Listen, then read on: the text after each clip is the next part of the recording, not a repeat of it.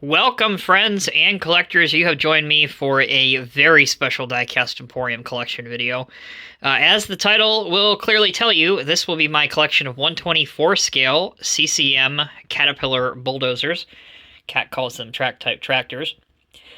You'll see a lot of the ones that CCM has made over the years. There are some notable ones that I do not have in my collection that I hope to get at some point, and I will mention those as we get there. All right, let's start out of order here. This is one of the new D11 Next Gens. This is the Carrydozer version, very obviously, denoted by that large Carrydozer black blade, and the multi-shank rear ripper. It's difficult to explain to you guys, and it's very difficult to get on camera, just how detailed these larger models are. In fact, you can stare at these and look at them 10 different times, and you're likely to notice 10 different things you didn't notice before. And really, they're works of art. The craftsmanship that has gone into building these models really is next level. I'll show you a lot of it during the review, but this one, when you open the engine access panel doors, you can just see the mechanical components inside, as well as all the holes that you saw a minute ago that were actually perforated and drilled through. They're not a decal.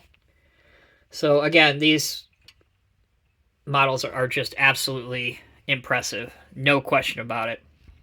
I'll show you also the ladder that can go up and down, up and out of service, or down. And then obviously, of course, the tracks move, the blade moves, and the ripper moves. Again, I'll touch on that when we get to the D11 review video, which will premiere at a later date here on Diecast Emporium.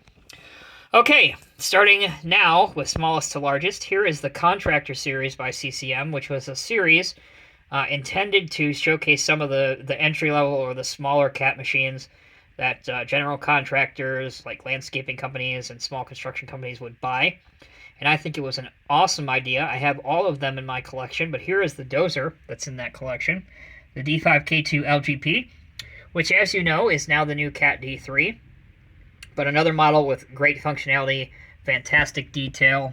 Probably can't see the intricately detailed cab interior, but it is a work of art. We move on now to the D7E. This is the Cat's first mass-produced electric drive dozer. The version that I have is the drawbar version, which is my preferred version, but you can also get one with a winch or a ripper. And I also have the cab tilted to the side so that you can look at the access and maintenance ports on here. And we'll put that back down. Put this one in first, then this one, and now it's ready to go back into operation. Without question, the model that I paid the most for is the D8T. This is also the only 124 scale model I have in brass, at least to date. I do hope to add the original 12 grader, which is also a brass model by CCM. That's very high on my wish list, so we'll see if that ever materializes. But anyway, back to the D8T. There were at least 3, possibly 4 versions done of this one. The one I have is the standard Cat Yellow. You could have also gotten it in the anti-glare finish, the mining white finish, and it has recently come to light.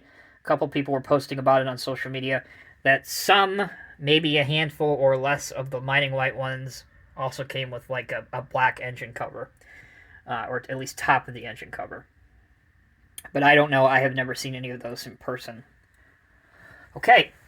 Down now to the new D9. This is another one that you can get straight from CCM or CCM's authorized dealers, like my friends at the Construction Diecast store. This version of the D9 is with the SU blade and the single shank ripper. You could also get the new D9 in a U-blade with multi-shank ripper, but this is the one that you would see most often around me. Very, very rarely do you see multi-shank rippers in my part of the world. So that's why I opted to go with this one. Now, there is a complete breakdown and review of this model already on the channel. You can click on the link at the end of this video or at the top of the screen if you'd like to see that one. Now we'll move on to one of the best names that Caterpillar's ever come up with, and that I enjoy saying relentlessly, the Cat D10T2. This version has the coal blade, very large blade at the front, and to offset that, the counterweight at the rear. The other version of this that was manufactured by CCM a handful of years ago was a U-blade and 3-shank ripper. That is another one that I would love to have in my collection, and probably one of the two Dozer models that I don't have that I would really like to have. One being the other D9, and the other being the standard D10T2. But even the Cole version is, again, probably the 30th time I've said this, just an amazing piece. Definitely a conversation starter. You have some of these out in a display cabinet, and you have your friends or family or coworkers or whomever that maybe have absolutely no interest in construction equipment or diecast. They see something like this behind glass, and they just go, "Wow, what is that thing?" And they really are. So I don't think Picasso has anything on these, honestly. I think these, at least in my world anyway, these are better works of art than he ever did. All right, last but certainly not least, this is the other Next Gen Cat D11. This version has the U-blade seen here and the single shank ripper seen here. Now, to touch very briefly on the D11s, and I will go into more detail with this when I do the review videos of these. Many of the D11s, when they were initially shipped, sustained some shipping damage, which was really rather unfortunate.